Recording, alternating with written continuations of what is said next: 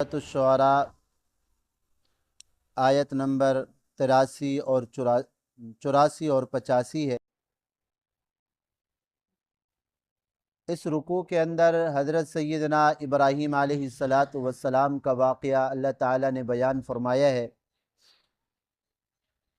اور حضرت سیدنا ابراہیم علیہ السلام نے اپنی مشرک قوم کو اللہ تعالیٰ کا تعارف کرایا اور اللہ کی توحید بتلائی، اور حضرت ابراہیم علیہ السلام نے اللہ تعالیٰ کا تعارف کرانے کے بعد اب اللہ تعالیٰ سے چند دعائیں کی ہیں۔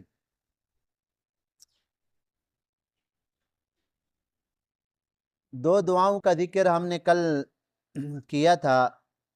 ایک دعا تو یہ کی تھی کہ اللہ مجھے حکمت عطا فرما، اور دوسری دعا یہ کی تھی کہ اللہ مجھے نیک لوگوں کے ساتھ ملا دے۔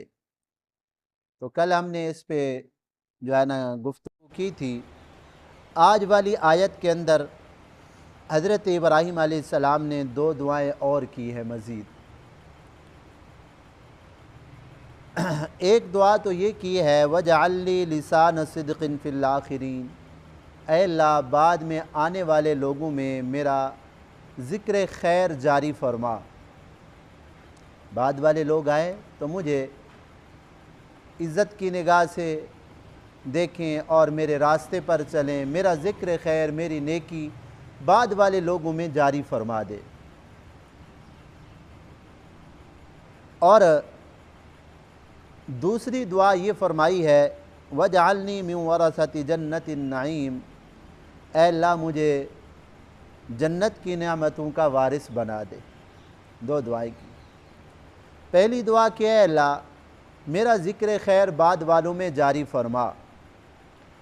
اللہ تعالیٰ نے حضرت ابراہیم علیہ السلام کی دعا کو قبول فرمایا اور ایسا ذکر خیر جاری فرمایا کہ دنیا کے اندر جتنی بھی مذاہب ہیں، اگرچہ وہ باطل ہیں، اگرچہ وہ کفر و شرک کے اندر مبتلا ہیں، پھر بھی وہ کہتے ہیں ہم ملت ابراہیمی کے اوپر ہیں۔ یہودیوں کو دیکھ لو، یہودی بھی کہتے تھے کہ ابراہیم علیہ السلام ہمارے مذہب کے تھے۔ یہودی بھی حضرت ابراہیم علیہ السلام کو عزت کی نگاہ سے دیکھتے ہیں، اور عیسائی بھی حضرت ابراہیم علیہ السلام کو عزت کی نگاہ سے دیکھتے ہیں۔ اور مشرکین مکہ وہ تو خود اپنے آپ کو کہتے تھے ہم تو ہیں ہی ملت ابراہیمی کے اوپر، حالانکہ شرک کے اندر مبتلا تھے، کفر کے اندر یہ لوگ مبتلا ہو گئے، لیکن پھر بھی اللہ تعالیٰ نے حضرت ابراہیم علیہ السلام کو ایسی مقبولیت اور ایسا مرتبہ عطا فرمایا ہے کہ ہر ایک کہتا ہے ابراہیم ہمارے تھے، اور ہم مسلمان کیا کہتے ہیں ابراہیم ہمارے تھے، اور ہمارا دین تو ہے ہی ملت ابراہیمی کے اوپر۔ اللہ تعالیٰ نے ان کی تردید فرمائی ما کان ابراہیم یہودیا ولا نصرانیا ولکن کان حنیفا مسلما۔ اللہ تعالیٰ فرماتے ہیں یہودی جو کہتے ہیں ابراہیم ہمارے تھے، عیسائی جو کہتے ہیں ابراہیم علیہ السلام ہمارے تھے، اللہ تعالیٰ فرماتے ہیں ما کان ابراہیم یہودیا، ابراہیم علیہ السلام نہ یہودی تھے نہ عیسائی تھے، بلکہ وہ تو اللہ کے بندے تھے اور شرک سے بیزار تھے۔ یہودی بھی شرک کے اندر مبتلا ہو گئے، عزیر علیہ السلام کو اللہ کا بیٹا بنا لیا، اور عیسائی بھی حضرت عیسیٰ علیہ السلام کو خدا کا بیٹا انہوں نے مان لیا، وہ بھی شرک کے اندر مبتلا ہو گئے۔ عیسائی 3 خدا مانتے ہیں، اور مشرکین مکہ تو کئی بتوں کو خدا بنایا ہوا تھا۔ تو ابراہیم علیہ السلام تو بڑے موحد تھے، وہ تو شرک سے بیزار تھے، اور اللہ تعالیٰ نے آپ صلی اللہ علیہ وسلم کو خود فرمایا بل اتبع ملت ابراہیم حنیفہ، آپ ابراہیم علیہ السلام کی ملت کا اتباع کیجئے۔ اب بہت سے وہ اعمال جو حضرت ابراہیم علیہ السلام کی شریعت میں تھے ہماری شریعت میں بھی چلے آ رہے ہیں، ہماری شریعت میں بھی چلے آ رہے ہیں۔ بہت سے ایسے اعمال ہیں، قربانی کرنا ہے، حج کرنا ہے، ختنہ کرنا ہے۔ یہ ختنہ سب سے پہلے حضرت ابراہیم علیہ السلام نے کیا اپنا 80 سال کی عمر میں، 80 سال کی عمر میں ختنہ ابراہیم علیہ السلام نے کیا اپنا۔ تو بہرحال ہماری تو ملت ہے ہی ملت ابراہیمیہ، الحمدللہ ہم ایسے دین اور ایسے اس کے اوپر ہیں، ملت کے اوپر جس کے اندر شرک نہیں ہے۔ تو حضرت ابراہیم علیہ السلام کی دعا کو اللہ نے قبول فرمایا کہ میرا ذکر خیر اللہ بعد والوں میں جاری فرما۔ اب یہاں پہ ایک بات اور سمجھے، آدمی کی یہ طلب کہ میری عزت ہو، میرا مقام ہو، میری شہرت ہو، لوگ مجھے عزت دیں، یہ خواہش کرنا شریعت کی نظر میں یہ اچھا نہیں ہے۔ یہ خواہش انسان کے دل میں ہونا کہ میری عزتیں ہوں، میرا مرتبہ ہو، میرا مقام ہو، یہ شریعت کے اندر جو ہے نا یہ چیز اچھی نہیں ہے۔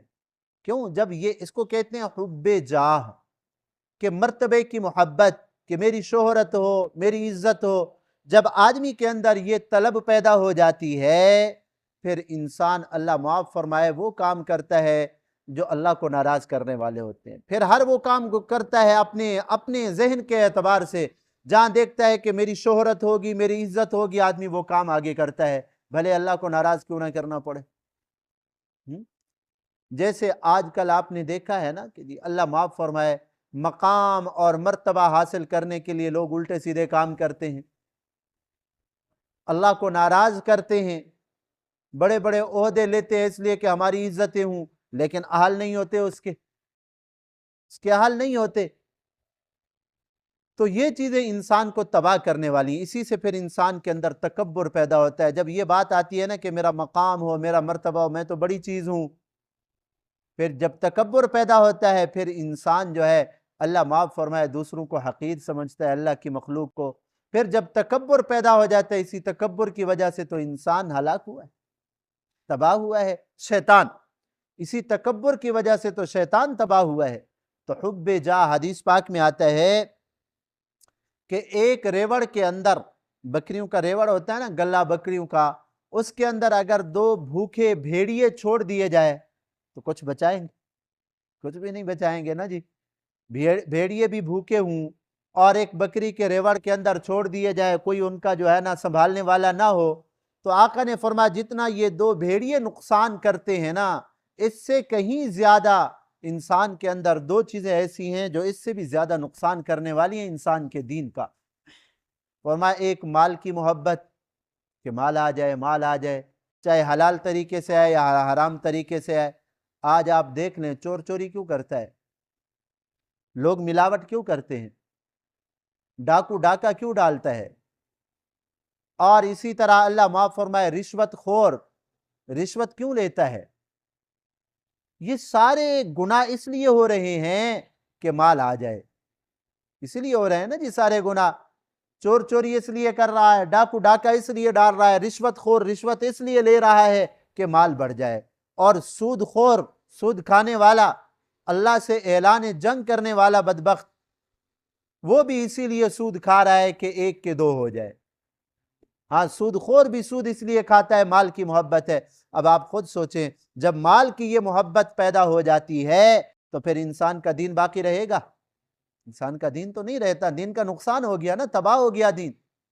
اب اچھے بھلے لوگ ہوتے ہیں، کوئی نماز پڑھنے والا بھی ہوتا ہے، ماشاءاللہ اچھے ہوتے ہیں، لیکن سود کی لعنت کے اندر مبتلا ہوتے ہیں،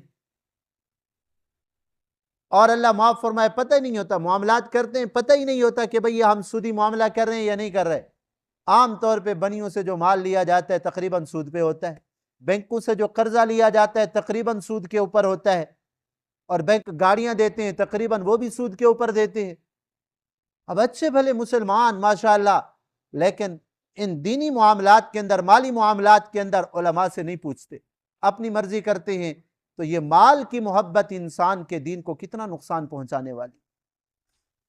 آج اللہ معاف فرمائے آپ چلے جائیں، ہاں مالی کسی سے معاملہ کر لیں، سوال ہی پیدا نہیں ہوتا کہ وقت کے اوپر آپ کا جو ہے نا وہ بھرم رکھے آدمی، اور صحیح چیز آپ کو بازار کے اندر جو ہے نا صحیح آسانی سے کوئی چیز اصلی مل جائے، ملتی۔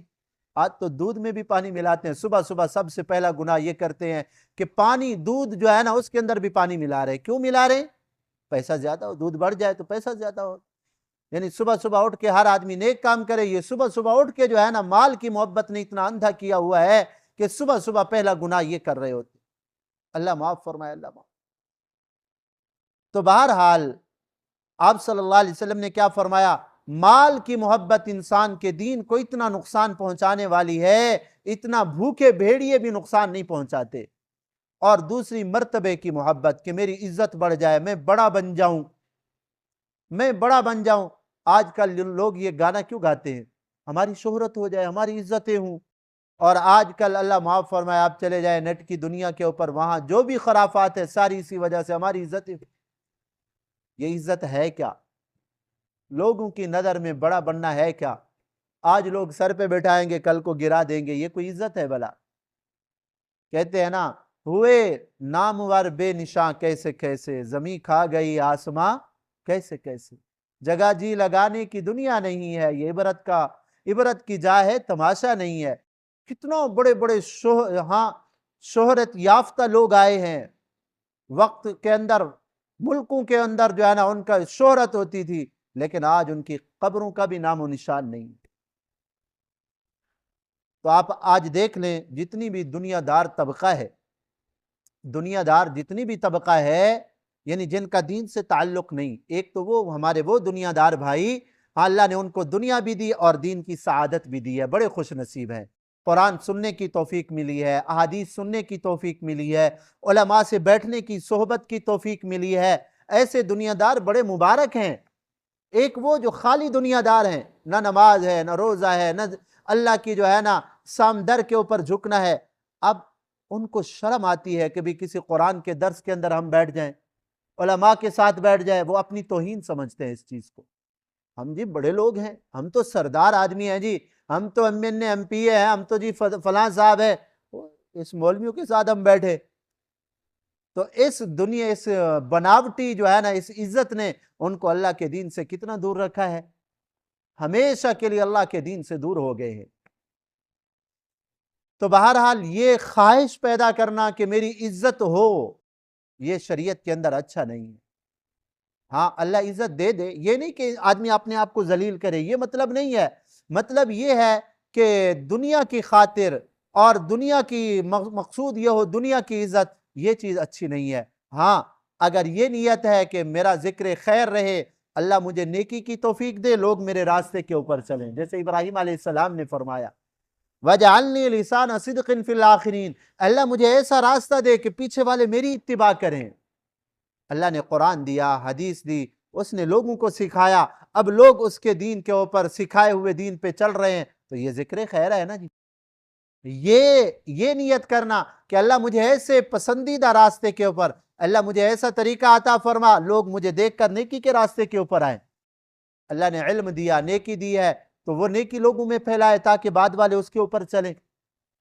دین کا کوئی مسئلہ معلوم ہو گیا، لوگوں تک پہنچائے کہ لوگوں کو دین کا مسئلہ معلوم ہو، اس کو دیکھ کر لوگ اس کے اوپر چلیں۔ اللہ نے مال دیا، نیکی کے راستے کے اوپر خرچ کریں تاکہ اس کو دیکھ کر جو ہے نا لوگ بھی نیکی کے راستے کے اوپر آئیں۔ یہ چیز اچھی ہے، یہ چیز اچھی ہے۔ ورنہ اپنے آپ کو، ایک حدیث پاک میں آتا ہے، آپ صلی اللہ علیہ وسلم نے ارشاد فرمایا حبک الشیء یعمی ویسم، کسی چیز کی محبت دل میں آ جاتی ہے نا تو آدمی کو وہ اندھا اور بہرا کر دیتی ہے، خصوصاً دنیا کی محبت انسان کو اندھا اور بہرا کر دیتی ہے۔ تو اس چیز سے پناہ مانگنی چاہیے۔